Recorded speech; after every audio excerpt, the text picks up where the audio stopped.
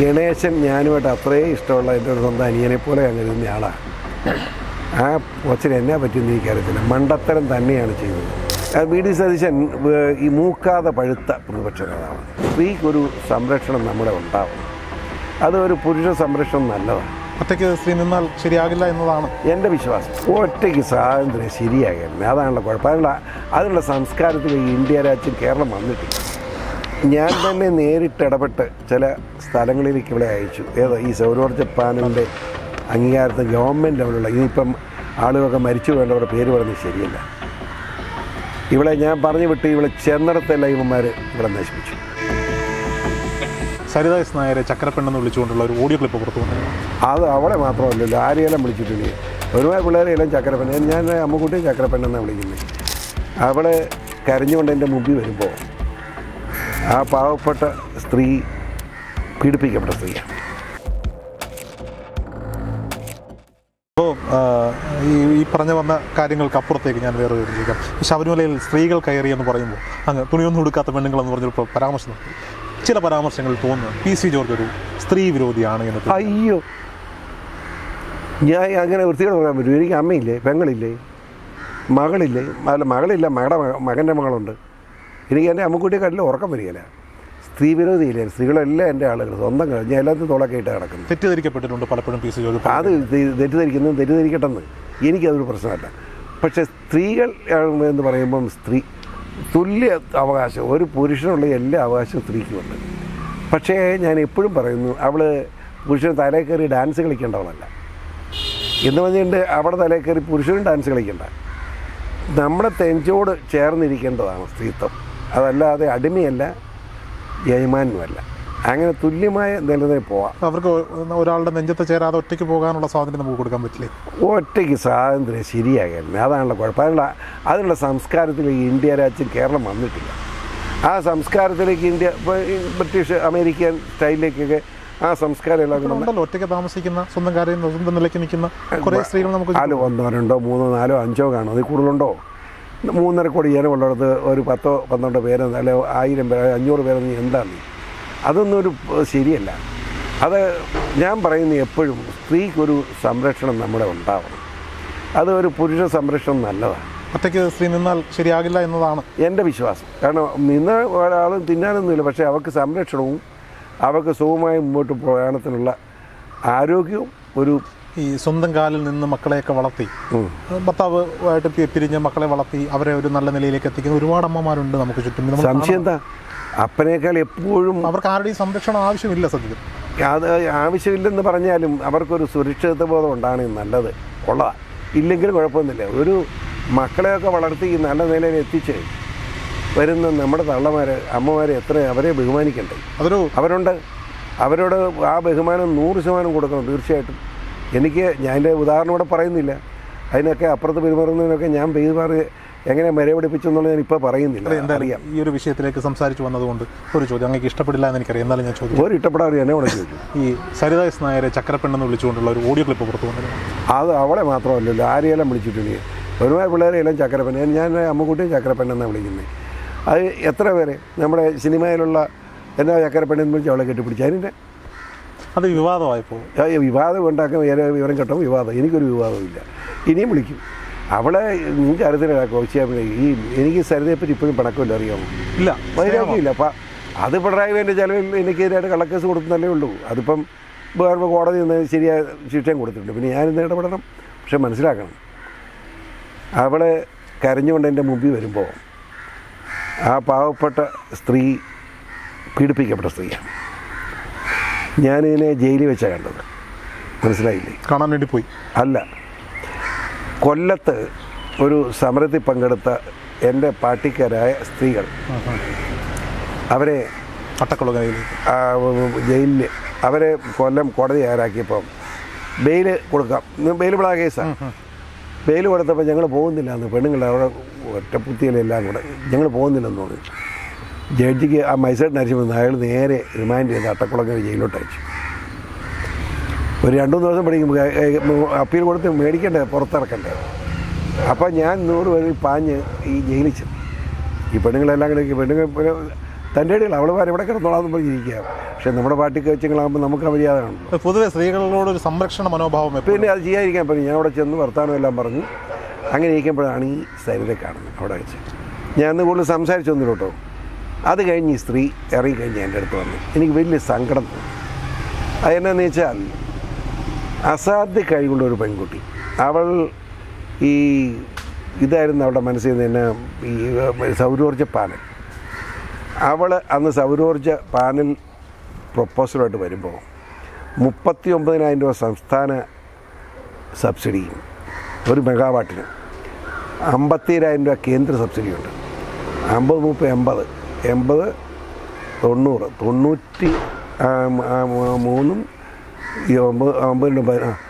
91,000 രൂപ സബ്സിഡി കിട്ടുമായിരുന്നു 1 മെഗാവാട്ട് വൈദ്യുതി. ഞാനിപ്പോൾ 1 മെഗാവാട്ട് വൈദ്യുതി ഇവിടെ വെച്ചാൽ കേന്ദ്ര സംസ്ഥാന ഗവൺമെൻറ് സബ്സിഡി 91,000 രൂപ എനിക്ക് കിട്ടും. അതിൻ്റെ അർത്ഥം വേറെ കാശ് മുടക്കാതെ തന്നെ സാധനം ഇവിടെ വന്നേ.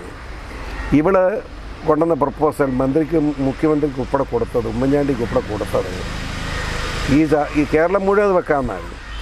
അവിടെ 1,10,10,000 രൂപയുടെ ആവശ്യമുണ്ട്. എനിക്കിപ്പോൾ ഒരു 10-15 രൂപ കൊടുക്കുമ്പോൾ വല്ല മടിയുണ്ടോ? കാരണം സബ്സിഡി ഇല്ലേ. വളരെ ബുദ്ധിപരമായ ഒരു ബിസിനസ്സുകാരിയായിരുന്നു. പറയട്ടെ, ആ സ്ത്രീ വളരെ എനിക്കൊരു ബന്ധമുണ്ട്.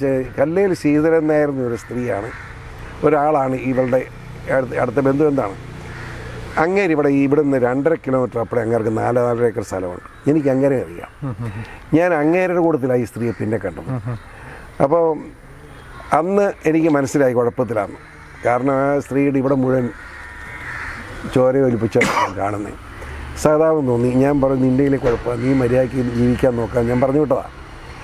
ഇത് കഴിഞ്ഞ് എൻ്റെ കുറ്റബോധം എന്താണെന്ന് ചോദിച്ചാൽ, ഇത് കഴിഞ്ഞ് ഇതിന് മുമ്പ് ഞാൻ തന്നെ നേരിട്ട് ഇടപെട്ട് ചില സ്ഥലങ്ങളിലേക്ക് ഇവിടെ അയച്ചു. ഈ സൗരോർജ്ജ പാനലിൻ്റെ അംഗീകാരത്തിന് ഗവൺമെൻറ് ലെവലുള്ള, ഇനിയിപ്പം ആളുകളൊക്കെ മരിച്ചു വേണ്ടവരുടെ പേര് പറയുന്നത് ശരിയല്ല.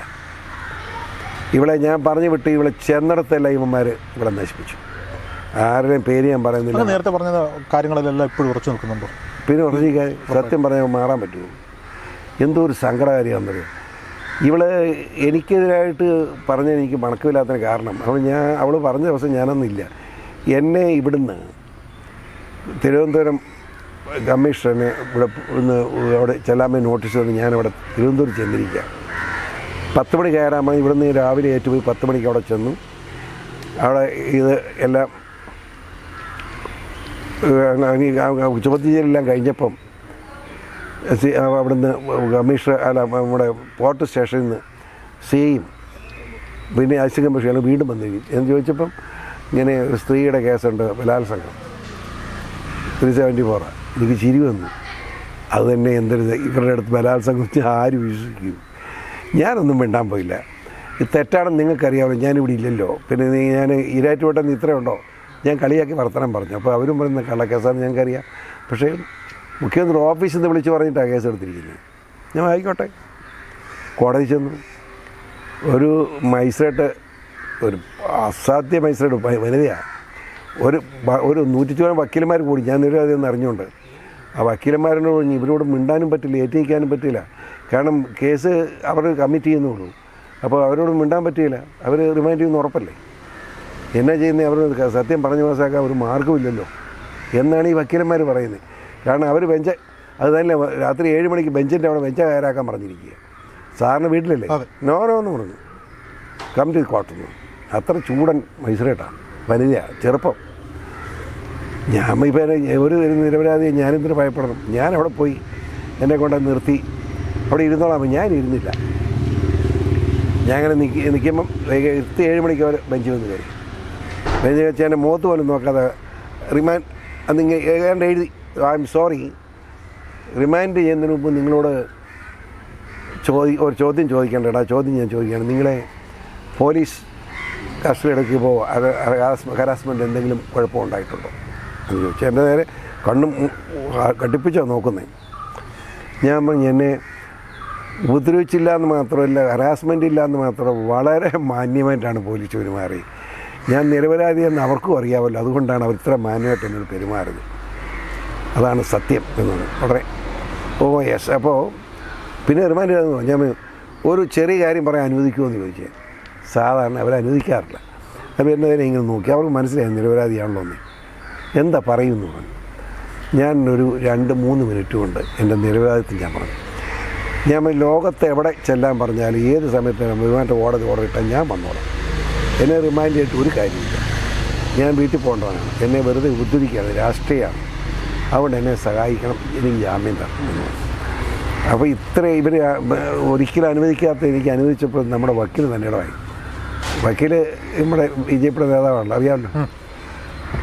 അങ്ങേരേറ്റിട്ട് ഒരു അത് സംഭവിച്ചു കൊടുത്തില്ല.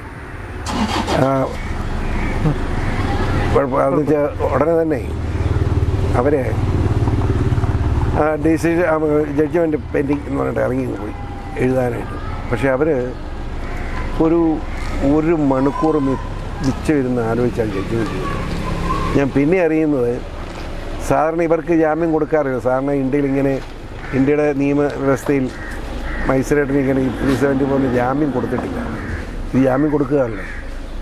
അവർ ഹൈക്കോടതി ജഡ്ജിയും സുപ്രീം കോടതിയൊക്കെ ഉള്ള പല ജഡ്ജസിനെയും ബന്ധപ്പെട്ട് അവർ കാര്യങ്ങൾ പറഞ്ഞ് മനസ്സിലാക്കി കാണുമായിരിക്കും. ഞാൻ അറസ്റ്റ് ചെയ്തുകൊണ്ടുള്ളൊരു യാത്ര വീണ്ടും അത് വിറ്റയാ, വേറെ യാത്രയാണ്. ഇതിനങ്ങനെ യാത്ര വന്നില്ല. ഇത് തിരുവനന്തപുരത്താണ്. അവർ ഒരു മണിക്കൂർ കഴിയുമ്പോഴത്തേക്കും ജഡ്ജ്മെൻറ്റ് എഴുതി തീർത്തിട്ട് ആ ജഡ്ജ്മെൻറ്റ് വായിക്കേണ്ടതാണ്. നമ്മുടെ വക്കീലിനെ വിളിച്ചകത്തോട്ട് വക്കീലിന് ഈ പ്രശ്നങ്ങളൊന്നും ഇല്ലാതെ നേരെ വീട്ടിൽ പോകണം. കാരണം ഇനി അവർക്ക് പ്രശ്നം ഉണ്ടാകും. അവർക്കറിയാലോ മുഖ്യമന്ത്രിയെ വഴക്കണം. അതെ, അത് ശ്രദ്ധിക്കണം. എനിക്ക് ഒരു ഉപദേശം കൊടുത്തു. എന്നിട്ട് എന്നെ വിളിച്ചു. ഞാൻ ചെന്നു. ജാമ്യം തരികയാണ്, അപ്പോൾ ഒരു വൈരാഗ്യം ഇല്ലാതെ പോകണം എന്നൊക്കെ പറഞ്ഞ് നല്ല ഒരു സഹോദരിയുടെ സംസാരിക്കും. ഈ സരിത നായരെ പോലെ തന്നെ ഏറ്റവും കൂടുതൽ ചർച്ച ചെയ്യപ്പെട്ട മറ്റൊരു പേരാണ് സ്വപ്ന സുരേഷിലെ. അത് രണ്ടാണ്. ഈ സ്വപ്ന എന്ന് പറയുന്നത് ഞാൻ ആകപ്പെടെ 2-3 മിനിറ്റ് കണ്ടിട്ടുള്ളവരെ. പക്ഷേ അവർ ഞാൻ ഒരു ദിവസം തിരുവനന്തപുരത്ത് വെച്ച് കാണുന്നു. പിന്നെ ഞാൻ കണ്ടത് എറണാകുളത്ത് പീഡബ്ല്യൂ സ്റ്റേഷൻ. അവർ വന്നൊരു കടലാസ് തന്നാലും പോയത്, അല്ലെങ്കിൽ ഇരുന്ന് പോലും ഇല്ല. അവരോട് കൂടുതൽ സംസാരിക്കാൻ പറ്റില്ല. അവർ പ്രത്യേക ടൈപ്പ് സ്ത്രീയാണ്. ഭയങ്കര ലാംഗ്വേജ് അവരുടെ ഇംഗ്ലീഷ് ക്വാളിഫിക്കേഷൻ എന്ന് മാത്രമല്ല, നല്ല ഇംഗ്ലീഷിൽ ഭയങ്കര പരിജ്ഞാനമുണ്ട്. ഇവള് UAE കോൺസുലേറ്റിലെ സെക്രട്ടറി ആയിരുന്നു. അങ്ങനെ സംഭവം അത്. അപ്പം അവിടെ വെച്ച് ഇവരെ ഈ മുഖ്യമന്ത്രി പ്രിൻസിപ്പൽ സെക്രട്ടറി ശിവശങ്കർ, ആ സ്ത്രീ അന്ന് എന്നോട് പറഞ്ഞതാണ്, ആകപ്പാടെ ആ സ്ത്രീക്ക് ഒരു ഔട്ട്സൈഡ് ബന്ധമുണ്ടായിട്ടുള്ളത് ഈ ശിവശങ്കർ. ഞാൻ അവരോട് ചോദിച്ചു, എന്തുകൊണ്ട് നിങ്ങൾ ഇതുപോലെ കളവനെ അടിപ്പെട്ടു, എന്താണെന്ന് ഓട്ടത്തിന് മുമ്പിൽ ഞാൻ അടിപ്പെട്ടു എന്ന് ആ സ്ത്രീയോട് അവർ പരസ്യമായിട്ടും പറഞ്ഞിട്ടുണ്ടോ. പക്ഷേ അവർ ഈ പറയുന്നതൊന്നും ചെറിയ സാധനമല്ല. ആരെയും മൈൻഡ് ചെയ്യരുത്. ഇപ്പോൾ പിണറായിയെ അവരെ പിടിക്കുന്നുള്ളതുകൊണ്ടാണല്ലോ അവരെ കൊല്ലാൻ ശ്രമിച്ചു എന്നുള്ളതാണ് അവരുടെ പരാതി. അതിനും ഈ ശിവശങ്കരൻ കൂട്ടിന്ന് കൊടുത്തു. ഇവിടെ നിന്ന് രക്ഷപ്പെട്ടോളാം ശിവശങ്കരൻ പറഞ്ഞിട്ട് അവരെ എറണാകുളത്ത് വെച്ച് വഴി മാറ്റിവിടാൻ നോക്കി. അത് കൊല്ലാനായിരുന്നു ശ്രമം. പക്ഷേ ഇവരത് മനസ്സിലാക്കിക്കൊണ്ട് വേറെ വണ്ടി കയറി സ്ഥലം കയറി ബാംഗ്ലൂർ എത്തി. അതുകൊണ്ട് അവരെ അങ്ങനെ ഇപ്പം ഒറ്റയടിക്ക് പിടുത്തം കിട്ടുമെന്ന് എനിക്ക് തോന്നുന്നില്ല. ഈ സ്ത്രീകൾ വിവാദത്തിൽപ്പെടുന്ന എല്ലാ കേസുകളിലും ദിലീപ് വിഷയം, സ്വപ്ന സുരേഷ്, ഈ പറയപ്പെടുന്ന സരിത എസ് നായർ, ഇവിടെയെല്ലാം ഒരു PC ജോർജിൻ്റെ ഒരു എൻട്രി ഉണ്ട്. ആ വിവാദങ്ങളിലേക്കെല്ലാം PC ജോർജിൻ്റെ മിസ്റ്റർ, നിങ്ങൾ മനസ്സിലാക്കേണ്ട കാര്യം, ഞാൻ പൊതുപ്രവർത്തനം എന്ന നിലയിൽ കേരളത്തിലുണ്ടാകുന്ന എല്ലാ വിഷയത്തിലും ഇടപെടുന്നവനാണ്. മനസ്സിലായില്ലേ? അതിപ്പം ഞാൻ ചോദിച്ചതിൻ്റെ കാര്യം നിങ്ങൾ ഹൈലൈറ്റ് ചെയ്യുന്ന പെണ്ണുങ്ങളുടെ കാര്യം മാത്രമേ നിങ്ങൾക്ക് സന്തോഷം. എനിക്ക് ചോദിക്കാനുണ്ടായ കാര്യം ഇതാണ്. സരിത എസ് നായരെ അട്ടക്കുളങ്ങര ജയിലിൽ വെച്ച് അവിചാരിതമായി കാണുന്നു. പിന്നീട് അങ്ങേ കാണാൻ വേണ്ടി അവർ വരുന്നു. സ്വപ്ന സുരേഷിനെ ഇതുപോലെ അങ്ങ് കാണുന്നു, അങ്ങയോട് കാര്യങ്ങൾ സംസാരിക്കുന്നു എന്ന് പറയുന്നു. അപ്പോൾ ഇവരെല്ലാം PC ജോർജിലേക്ക് വന്ന് അവർ അഭിപ്രായം തേടുകയോ അല്ലെങ്കിൽ അങ്ങയോട് വന്ന് കാര്യങ്ങൾ സംസാരിക്കുമ്പോഴും അങ്ങ് വിചാരിച്ചാൽ അവരുടെ പ്രശ്നങ്ങൾക്ക് പരിഹാരമുണ്ടാകുമെന്നൊരു ചിന്തയുടെ പുറത്തായിരിക്കും. അതെ, സംശയമില്ലല്ലോ. അതുകൊണ്ടല്ലേ അവർക്കൊരു സംരക്ഷണം, പേടിക്കാതെ അവരുടെ മാനം നഷ്ടപ്പെടാതെ സമീപിക്കാവുന്ന ഒരു പൊതുപ്രവർത്തനമാണ് ഞാനെന്ന ബോധ്യം കൊണ്ടാണ്. സരിത എസ് നായരുടെ കേസിൽ അവർ ചെറിയൊരു മാറ്റം ഉണ്ടായിട്ടുണ്ടോ? ഒന്നുമില്ല. ഇപ്പോഴും എനിക്ക് ഒരു പൊതുജനത്തിന് അങ്ങേ വിശ്വാസമാണ് 100%. ഒറ്റയെണ്ണം കേട്ടോളൂ, ഈ സരിതയെ മനസ്സായിട്ട് ചെയ്തതാണ് ഞാൻ വിശ്വസിക്കുന്നില്ല. ഈ സ്ത്രീ പിന്നെ ഒരു ദിവസം ഇവിടെ വരുമ്പം ഇവിടെ കൊണ്ട് കാറ് നിർത്തി ഇറങ്ങി വരിക, ഒത്തിരി കൂടിയാണ്. ഒരു മുസ്ലിം സ്ത്രീയാന്ന് ഞാൻ പറ്റി പർദ്ദ എന്നൊക്കെ ഞാൻ ഇരിക്കുമെന്ന് ഇരുത്തി കഴിഞ്ഞിട്ട് ഈ മാറ്റി കഴിഞ്ഞപ്പോഴാണ് ഈ സ്ത്രീയാന്ന് ഞാൻ അറിയും. ഞാൻ ഉഷയെ വേഗം വിളിച്ചു. ഞാൻ അങ്ങനെ ഒരിക്കലും നമ്മൾ ഒരു തെറ്റിലേക്ക് പോകാൻ പാടില്ല എന്ന് നിർബന്ധമുള്ളതാണ്. ഞാൻ അതൊക്കെ ശ്രദ്ധിക്കും. മുഖ്യമന്ത്രി പിണറായി വിജയൻ്റെ മകൾ വീണ വിജയനുമായി ബന്ധപ്പെട്ട് ഒരുപാട് വിവാദങ്ങൾ ഞാൻ അതിലേക്ക് ഇടപെടുന്നില്ല, താല്പര്യമില്ല. അപ്പോൾ ഒരു ചോദ്യം ചോദിച്ചോട്ടെ. ഈ പിണറായി വിജയൻ സഖാവുമായിട്ട് നേരത്തെ നല്ല അടുപ്പത്തിലൊക്കെ ആയിരുന്നല്ലോ. ഈ പിണറായി വിജയൻ എന്ന് പറയുന്ന കേരളത്തിൻ്റെ മുഖ്യമന്ത്രി അല്ലെങ്കിൽ ആ വ്യക്തിയുടെ ഏതെങ്കിലും ഒരു നല്ല കാര്യം പറയാൻ പറഞ്ഞാൽ എന്തെങ്കിലും ഒന്ന്? പിണറായി വിജയൻ്റെ തീർച്ചയായിട്ടും ഞാൻ ലോകം മുഴുവൻ നിയമസഭ പ്രതിനിധിച്ചിട്ടുണ്ടല്ലോ. അയാളെ തന്തയ്ക്ക് വിളിക്കുന്ന സമയത്ത് ഞാൻ പറഞ്ഞിട്ടുള്ള കാര്യം പറയാം. കേരളം ഇന്നും വൈദ്യുതി ക്ഷാമം കുറവുള്ള സംസ്ഥാനമാണ് നിലനിൽക്കുന്നത് പിണറായി വിജയൻ. 2 കൊല്ലം മന്ത്രിയായിരുന്നു. ഒരു സംശയം വേണ്ട. 1676 മെഗാവാട്ട് വൈദ്യുതി അങ്ങനെ 2-2.5 കൊല്ലം ഇരുന്നുള്ളൂ. ആ ഇലക്ട്രിസിറ്റി മന്ത്രി എന്ന കാലത്ത് ഉണ്ടാക്കിയവൻ അയാളല്ലാതെ വേറെ ആര് വന്നിരുന്നു ഉണ്ടായില്ല. എന്നറിയോ, എല്ലായിടത്തും ഈ പദ്ധതിക്കെല്ലാം പാരം വെച്ച് സമരം നടക്കുന്ന CIT ഈയിടെ കണ്ണൂരിട്ട് വേണം ഓടി ജീവനും കൊണ്ട് രക്ഷപ്പെട്ടു. ഇടുക്കി 10 പോലും കമ്മീഷൻ ചെയ്ത് ഫൈനൽ കമ്മീഷൻ ചെയ്ത് പിണറായി വിജയനല്ലേ. പിണറായി വിജയൻ ഇലക്ട്രിസിറ്റി മന്ത്രിയിലെ നടക്കില്ല. അതുകൊണ്ട് പിണറായി വിജയൻ കഴിവില്ലാത്തവനാണെന്നോ കാര്യങ്ങൾ ചെയ്യാത്തവനാണെന്നോ ആരെങ്കിലും എപ്പോഴും പറഞ്ഞ് തെറ്റാണ്. അവർ പറഞ്ഞ് മനസ്സിലാക്കും അയാൾ അസാധ്യ കഴിവുള്ളതാണ്. പക്ഷേ സംഭവിച്ചത് എന്താണെന്നറിയോ, അങ്ങേരെ കൂട്ടത്തിൽ കൂടിയവന്മാരെല്ലാം പണം വാങ്ങാനുള്ള അവസരമാക്കി മാറ്റി ഈ കള്ളത്തരം മുഴുവൻ വെച്ച് സുഖം മുഴുവൻ അയാളെ പഠിപ്പിച്ചിടും. ലാവ്ലിംഗ് കേസ് ചുമ്മാ കാശ് കിട്ടുമെന്നൊക്കെ എന്തായാലും ചുമ്മാ എടുത്തേക്കാന്ന് വെച്ചു. ഒന്നാലോചിച്ച് അതിൻ്റെ ആ കേസ് ഇതുവരെ 36 തവണ സുപ്രീം കോടതി കേസ് മാറ്റിവെച്ചു. ഒന്നാലോചിച്ചു ചുമ്മാ കാശ് മുടക്കാൻ മാറുമോ അങ്ങനെ? ഒന്നാലോചിച്ചു. എൻ്റെ ഒരു വിശദാംശം ഞാൻ കിടക്കുന്നില്ല. കേന്ദ്രവുമായിട്ട് എന്തോ ഒരു ടൈപ്പ് ഉണ്ടെന്നാണ് പറയുന്നത്. എനിക്കറിയത്തില്ല, ഞാൻ അതിലേക്കൊന്നും കിടക്കുന്നില്ല. ഏതായാലും പിണറായി ഇന്നലെ പിടിച്ചു നിൽക്കാൻ പറ്റിയതല്ല അയാൾ ഉണ്ടാക്കിയ പണത്തിൻ്റെ ഇതുകൊണ്ട്. അപ്പം അയാൾ പണം ഉണ്ടാക്കി, അപ്പം പണം ഉണ്ടാക്കിയ തെറ്റുണ്ടെന്ന് ചോദിക്കും. തെറ്റുണ്ട്. വൃത്തികേട് കാണിച്ച് പണം ഉണ്ടാക്കിയതുകൊണ്ടാണ് ഇങ്ങനെ അനുഭവിക്കേണ്ടി വരുന്നത്, അല്ലെങ്കിൽ പണം മുടക്കേണ്ടി വരും. അപ്പം മോട്ടിച്ചൻ്റെ ഒരു വിപരീതം ദാനം ചെയ്ത് പിടിച്ചു നിൽക്കുക. അപ്പോൾ ഈ നമ്മൾ ഇടതുപക്ഷത്തെക്കുറിച്ചും BJP-യെക്കുറിച്ചും ഒക്കെ കൂടുതൽ സംസാരിച്ചപ്പോൾ ഒരു ചോദ്യം ചോദിക്കാതെ പോകാതിരിക്കാൻ പറ്റില്ല. കേരളത്തിൻ്റെ പ്രതിപക്ഷത്തെ വിലയിരുത്തുമ്പോൾ പ്രതിപക്ഷ നേതാവെന്ന നിലയിൽ VD സതീശനെക്കുറിച്ചുള്ള അഭിപ്രായം എന്താണ്? VD സതീശൻ ഒരു വിജയമല്ല. പ്രതീക്ഷയ്ക്ക് ഉയരുന്നില്ല. VD സതീശൻ ഈ മൂക്കാതെ പഴുത്ത പ്രതിപക്ഷ നേതാവാണ്. ഞാൻ പറയുമ്പോൾ തെറ്റിദ്ധരിക്കും. ഈ VD പേഴ്സണാലിറ്റിക്ക് ഞാനായിട്ട് അടുപ്പമുള്ള ആളാണ്. പക്ഷേ ഒരു പ്രതിപക്ഷ നേതാവെന്ന നിലയിൽ പക്വതയോടുകൂടി അങ്ങനെ ഉയരാൻ കഴിഞ്ഞിട്ടില്ല. അത് ഇത്തവണ പ്രതിപക്ഷ നേതാവ് ഈ രമേശ് ചെന്നിത്തല എനിക്ക് ഒരു ബന്ധവുമില്ല. ഒത്തിരി ആളായി കണ്ടിട്ട് മിണ്ടാറുമില്ല. ആ രമേശ് ചെന്നിത്തല തന്നെ വെക്കണമായിരുന്നു എൻ്റെ അഭിപ്രായം. VD സതീശൻ തൊട്ടടുത്ത സ്ഥാന സെക്രട്ടറിയായിട്ട് അവിടെ സഭയോടെ എങ്കിൽ ഇവർ രണ്ടും ചേർന്നൊരു അച്ചുതണ്ടായിരുന്നെങ്കിൽ ഇത് കൂടുതൽ അറ്റാക്കോടുകൂടി പ്രതിപക്ഷത്തിന് ഷൈൻ ചെയ്ത് പോകാനും. ഇപ്പോൾ പ്രതിപക്ഷം ഇല്ലല്ലോ. പ്രതിപക്ഷം ഉണ്ടെന്ന് പറയുന്നതല്ലേ ഉള്ളൂ. എവിടെ പ്രതിപക്ഷം പറ? ഇവിടെ ഞാൻ ഗവർണർ 1 മിനിറ്റ് കൊണ്ട് പ്രസംഗം നിർത്തിയപ്പോൾ ഇത് ആർക്കാ നാണക്കേട്? സർക്കാരിൻ്റെ ആ നയപ്രഖ്യാപന പ്രസംഗത്തിലെ കാര്യങ്ങൾ നോക്കിച്ച് ഇത് മുഴുവൻ തെറ്റാണെന്ന് പറയേണ്ട ബാധ്യത പ്രതിപക്ഷ നേതാവില്ലേ? അയാൾ പറഞ്ഞില്ലല്ലോ. അയാൾ പറഞ്ഞ ഗവർണർ സഭയെ അവഹേളിച്ചെന്ന്. ഗവർണർ അവഹേളിച്ചെന്നാണ് വായിക്കേണ്ട. ഇതിനകത്ത് ഇത് കഴിഞ്ഞ് ഒരെണ്ണം നടപ്പാക്കാത്ത കാര്യമാണല്ലോ എന്ന് പറയാനുള്ള ബാധ്യതയില്ലേ? പ്രതിപക്ഷം പരാജയമാണ്. ഇന്നലെ പത്മ പുരസ്കാരങ്ങൾ പ്രഖ്യാപിച്ചപ്പോൾ നമ്മുടെ മുൻ കേന്ദ്രമന്ത്രി മുൻ MLA O രാജഗോപാൽ അദ്ദേഹത്തിന് പത്മ പുരസ്കാരം ലഭിക്കുകയുണ്ടായി. കുറേ വിമർശനങ്ങൾ ഉയർന്നുണ്ട്. എന്നാ വിമർശനം? അങ്ങനെ അർഹതപ്പെട്ടതാണ്. ഏതർത്ഥത്തിലാണ്? അതായത് ഇത്രയും വന്യനായ വയോധികനായ ഒരു മനുഷ്യൻ, അങ്ങേര് എല്ലാവർക്കും അറിയത്തില്ല അങ്ങേരെ. അതുകൊണ്ടാണ് അങ്ങേര് മാതാ അമൃതാനന്ദമയി മഠത്തിലെ ഒരു ഭക്തനാണ്. ഞാൻ വർഷങ്ങൾക്ക് മുമ്പ്, മനസ്സിലായില്ലേ, അമ്മ ഇത്രയും പേരെടുക്കുന്നതിന് മുമ്പ് അമ്മയുടെ അച്ഛൻ ജീവിച്ചിരിക്കുന്ന കാലത്ത്, അന്ന് അച്ഛനാണല്ലോ ഗേറ്റിങ്ങൾ കയറിയിരിക്കുന്നതിനൊക്കെ ആയിരുന്നു അമ്മയെ. അന്ന് ഞാനവിടെ പോകും. അന്നും അമ്മയായിട്ട് എനിക്ക് ബന്ധമുണ്ട്. ഈ രാജകോല അവിടുത്തെ ഒരു അംഗമാണ്. അവിടെയാണ് താമസം, അറിയാമോ? അറിയാം. അമ്മയെ ഇട്ടേച്ച് ഇടപാടില്ല. അങ്ങനെ ഒരു ഭക്തനായിട്ട് ഇങ്ങനെ ജീവിക്കുക. അതുകൊണ്ടാണല്ലോ ഒരു ട്രെയിന് തന്നെ അമൃത എക്സ്പ്രസ് എന്ന് പേരിട്ടത്. അങ്ങനെ അവിടെ ഇരിക്കുന്നു. എന്താണെന്ന് വെച്ചാൽ പ്രത്യേകത വെച്ചാൽ അവിടുത്തെ കഞ്ഞിയല്ലാതെ വേറെ ഭക്ഷണം കഴിക്കില്ല. രാവിലെ നിയമസഭയിലോട്ട് വരും. നിയമസഭ ചായ പച്ചവെള്ളമെല്ലാം ഒന്നും കഴിക്കില്ല. നിയമസഭ കഴിഞ്ഞാൽ ഉടനെ പുള്ളി പ്രതിപക്ഷ ശരി സമയം കഴിയുമ്പോൾ അന്നേരം എൻ്റെ അടുത്ത് വന്ന് പറഞ്ഞ് ഞാൻ PCA പോവുക എന്നൊരു അന്നേരം കാറെ കയറി അമ്മയുടെ അടുത്തോട്ട് പോകും. അവിടെ ഇങ്ങനെ അതൊരു പ്രാർത്ഥനയിലേക്ക് ഇരിക്കുക. അങ്ങനെ ഒരു താപസൻ എന്ന നിലയിൽ അങ്ങേർക്ക് ഒരു അംഗീകാരം കൊടുത്ത് നന്നായി എൻ്റെ അഭിപ്രായം. വേറെ കാര്യമൊന്നുമില്ല. പത്മപുരസ്കാരങ്ങളുടെ വില ഇടിക്കുന്നൊരു തീരുമാനം. പത്മപുരസ്കാരം ഇങ്ങനെ ഒരു വന്യനായ ഒരു മനുഷ്യന് MLA പരുവായി അങ്ങനെ നിൽക്കുന്ന ഒരു മനുഷ്യൻ കിട്ടുന്നത് തന്നെ കുഴപ്പം. അല്ല, അതാണ് പൊതുവേ സോഷ്യൽ മീഡിയയിൽ ഉണ്ടാകുന്ന ആരോപണങ്ങളെ. സോഷ്യൽ മീഡിയ അല്ല, ഈ സോഷ്യൽ മീഡിയ എന്ന് പറയുന്നത് എല്ലാ പർപ്പന്മാരുടെയും ഒരു കൂട്ടായ്മ. രണ്ടാമത് പത്മപുരസ്കാരം ലഭിക്കുന്ന അശ്വതി തിരുനാൾ തമ്പുരാട്ടിക്കും അർഹതയുണ്ട് എൻ്റെ അഭിപ്രായം. ആലോചിച്ച് ഒരു അവർ ഇന്ന് ജനാധിപത്യം അല്ലെങ്കിൽ അവർ രാജ്യത്തിന് ഭരണാധികാരിയാണ്. അങ്ങനെയൊന്നും സ്ത്രീയല്ലേ അവരെത്ര മാന്യ ഇടപെടലാണ് നടത്തുന്നത്. ഏത് കാര്യത്തെപ്പറ്റി അവരുടെ അഭിപ്രായം അവർ പറയാറുണ്ടല്ലോ. അവർ ഒളിച്ചോടുന്ന സ്ത്രീ അല്ലല്ലോ. എനിക്ക് ബന്ധം എന്താ വെച്ചാൽ പൂഞ്ഞാറായോടുമായിട്ട് അവർക്ക് ബന്ധമുള്ളതുകൊണ്ട് എനിക്ക് അത്ര എളുപ്പമുണ്ട്. അതുകൊണ്ടാണ് പറഞ്ഞത്.